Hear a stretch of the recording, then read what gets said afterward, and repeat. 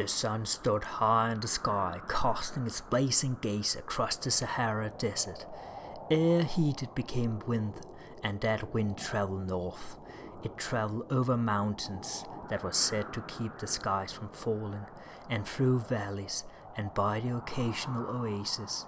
It stirred the tents of countless of herders and nomads, before it came to cities of stone with spiraling towers and bursting bazaars.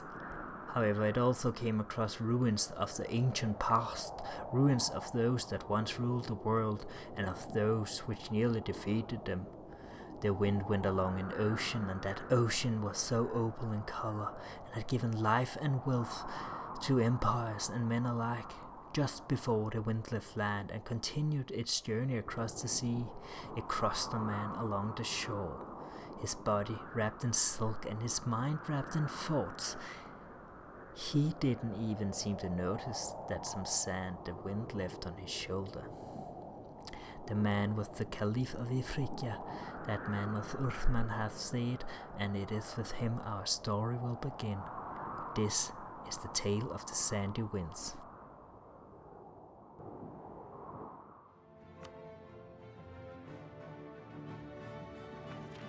Hello, and welcome to the first part of the Tale of the Sandy Winds. I'm your host Dizmo, and this is Europa Universalis 4. We are on the beta patch 1.13, and we will be playing as Tunisia on Iron Man mode, because we want that sweet achievement called Sons of Carthage, where you'll have to conquer the southern part of Spain, the coast of Algeria, and the islands of Sardinia and Sicily. So yeah, let's begin. So getting started, first let us look at our Sultan, Uthman hath said. I hope I'm even remotely close to pronouncing that right. Well, anyways, he's a 133, so he could be a lot better, but his air is even worse. Looking around, we see a lot of small states. A lot of them we can possibly annex. And I decide to go along with this. Especially the Togut and the Dirit. That's certainly not how you pronounce that, but as you can see, Fezzan, they are hostile towards me. I don't know why. And I really can't attack them because I'm guaranteeing them. So yeah.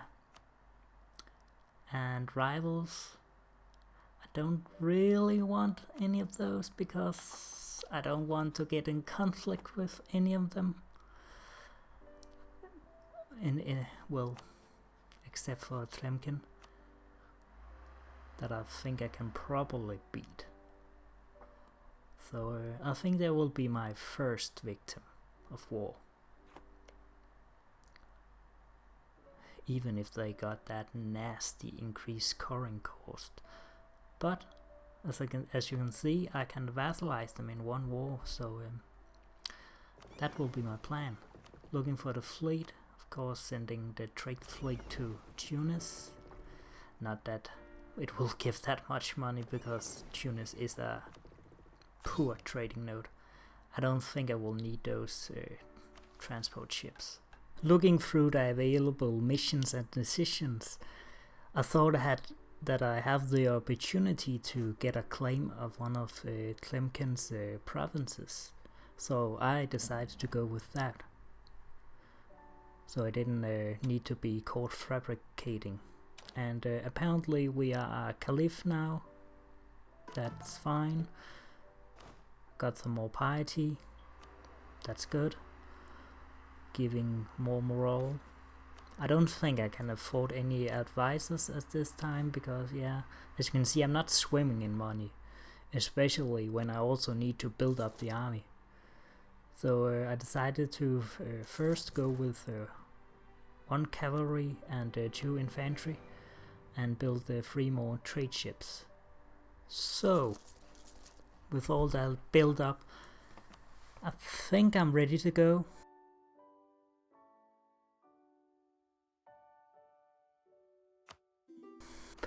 we got our first event. Not that important, it only lasts for like 5 years or so, giving increased stability cost and decreased trade goods. Not that big of a deal. So let's look at our diplomatic situation. We got our new 2 allies and soon to be vassals. Well, we can get a royal marriage with them and get that going, and sooner or later they will become our vassals, and that's quite important because they decided to ally with Tlemcen there, as you can see, so I need to vassalize them before I can go to war with Tlemcen, which is quite annoying.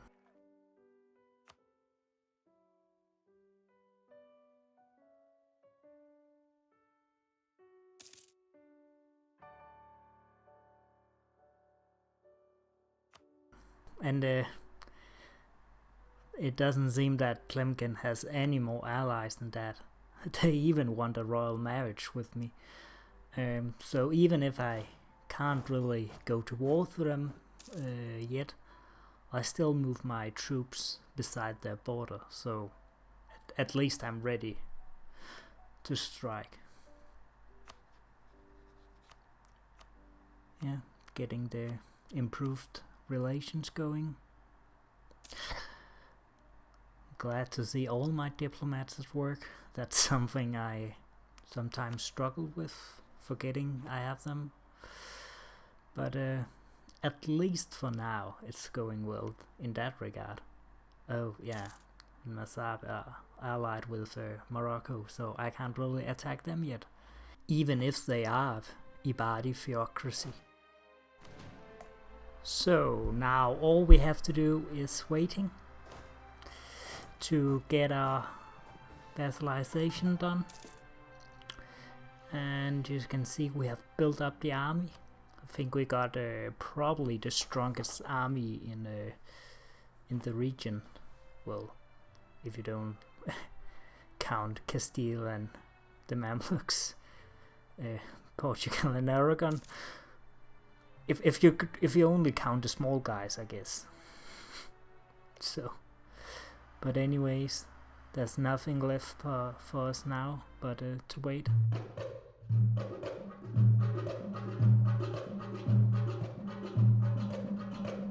For too long have we let others decide our fate. Across the Mediterranean stands the Christian kingdoms, stronger than ever. How long will it be before they are our shores? And to the east the Mamluks sees themselves as natural rulers of all the Muslim people.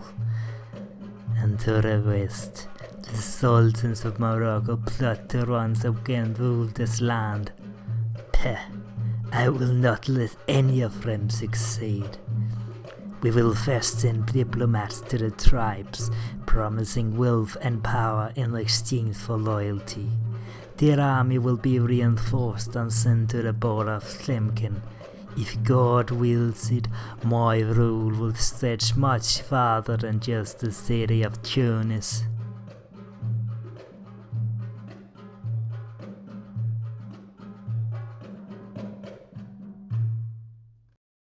Jumping forwards in time by a few years, nothing much has changed. For some reason I try to improve relations with these guys. I don't think anything good will come from that. And I also allied the Ottomans that are in war with the Byzantines. And you can see the Byzantines has occupied some territory, but I think the Ottomans will win out in the end. They only got 7,000 troops or so. They really can't siege down a fort with that meager force, if you want to call it that. In our sphere of the world, the Tlemcen are still allied with my potential vassals, so yeah, I really have to wait even longer to vassalize them, and therefore making that alliance obsolete. So that's really all I'm waiting for right now. But we're quite close now, I think. Yeah, but not that close, only getting like 2 points of relationship every month. So guess we'll build up the army some more, getting some more of that cavalry in it, and build some more galleys, so we can at least have not a strong fleet, but at least one that can go like take on, I don't know, Morocco's fleet or something like that. 10 galleys isn't that much. And now I look for ways to make more money, because as you can see, that trading node is really useless, and the Genoa one has so much wealth. So I want to set pirates to get some of that money, but as you may have noticed, I didn't send them out to privateer anything. I sent them out to hunt pirates instead, and that's really not making a lot of money.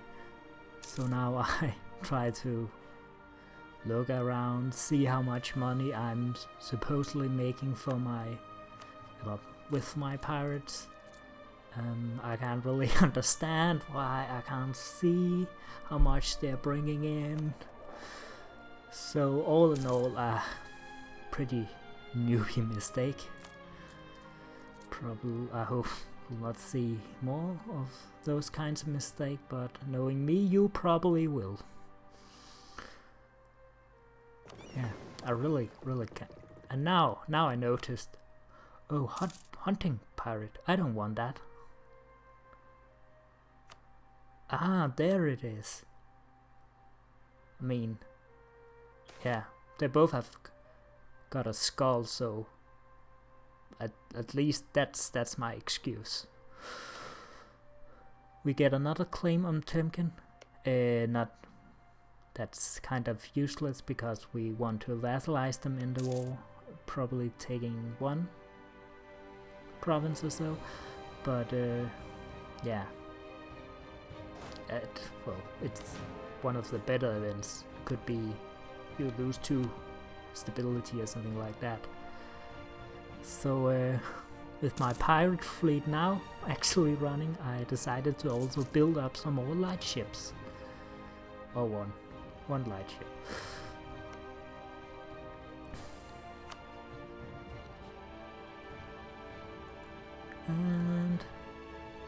And for some reason, I think now I'm just staying here waiting for my chance to vassalize. I'm actually able to right now, I think. Now we're just waiting for me to notice it.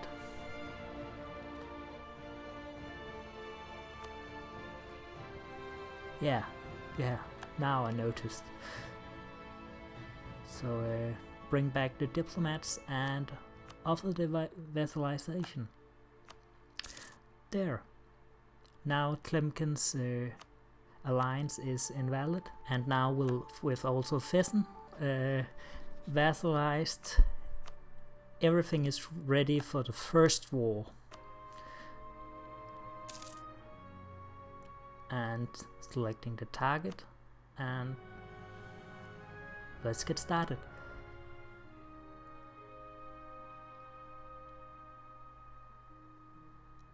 It is a pretty uneventful war, all in all. There's only this one major battle, where you can see I got, they got a better leader than me, because he got 1 shock or 2 shock or something like that, and I have, I can't remember how much I have, but it was less than that. And that was the only major battle in this war. Yeah, we really don't want to lose a stability when you can lose ducats instead.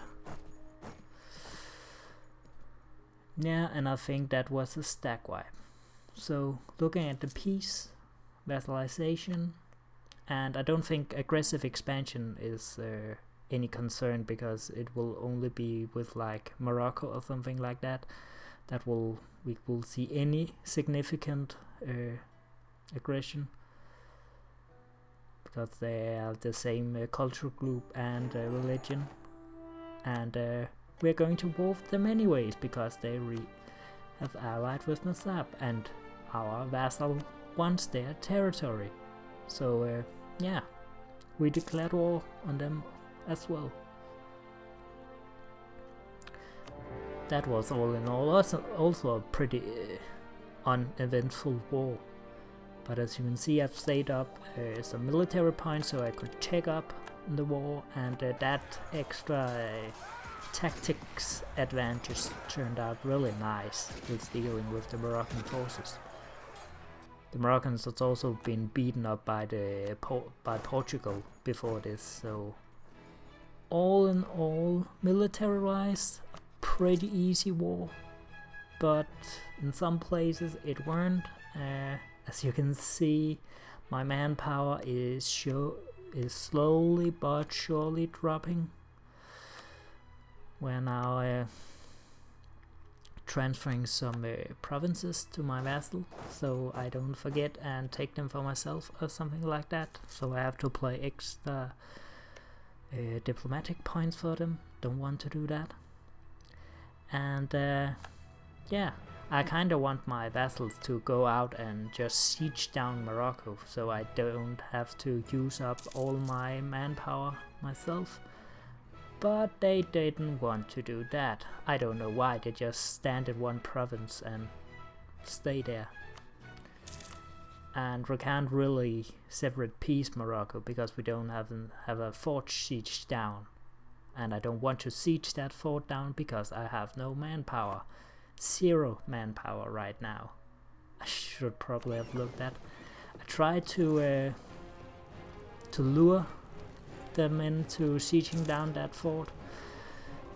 It really didn't happen. So yeah, 0 out of 15,000.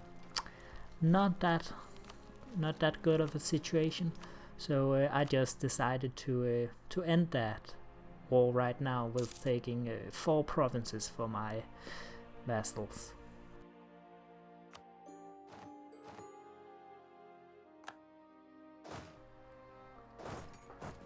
So with peace in the lands, everything I have to do right now is just sit back and watch that manpower slowly but surely growing again. And of course placating my vassals. Probably Diplo-annex 1 or 2 of them. So that's the plan for now. Just sitting back and probably watch the world burned around me. The Mamluks at least are neutral towards me. Yeah, as you can see, the Ottomans are getting their ass handed to them right now by, yeah, I think, yeah, quite a big coalition. Genoa, Hungary, Austria, and so on. So that's okay, I guess. I don't want a too strong Ottoman. I don't want a too weak Ottoman. All in all,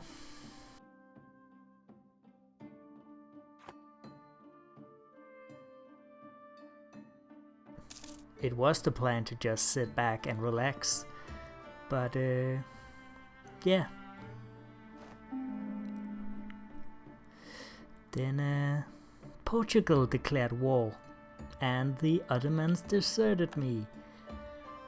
And that's not good, because Portugal is allied with Castile, and combined they got a lot larger army than me. So let's see how I will deal with that next time.